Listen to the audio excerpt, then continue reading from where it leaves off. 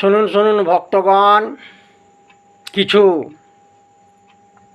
অপূর্ব কথন, জ্যোতিষ শাস্ত্রের বচন, যে শাস্ত্রীয় বচন আমাদের জীবনের পথে সঙ্গের সঙ্গী করে আজও পর্যন্ত পিছু পিছু ছুটে চলেছে এই শাস্ত্রের বচনগুলো।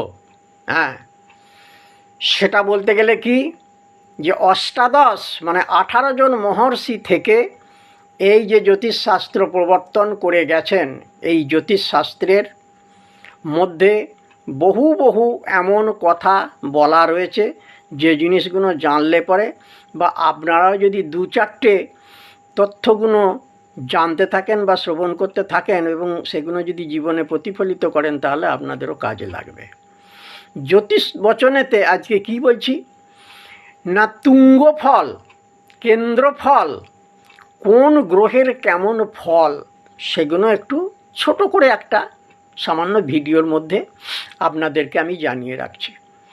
লগ্ন থেকে দশম, চতুর্থ, সপ্তম এগুলো হচ্ছে কেন্দ্রস্থান বলা হয়। লগ্নাৎ দশম চতুর্থ কেন্দ্র সংজ্ঞা সপ্তমশ্চ গ্রাহ্যা।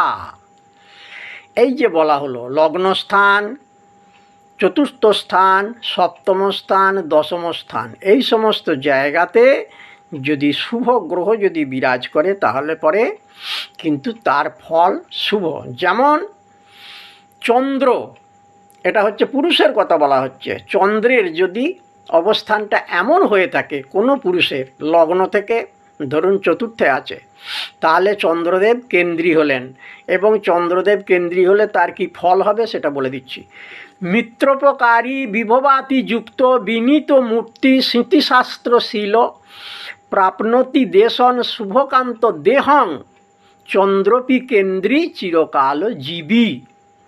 তাহলে লগ্ন থেকে চন্দ্র যদি লগ্নেতে থাকে, যদি চতুর্থে থাকে, যদি সপ্তমে থাকে কিংবা যদি দশমে থাকে, তাহলে চন্দ্রদেব এইভাবে ফল দিতে থাকেন।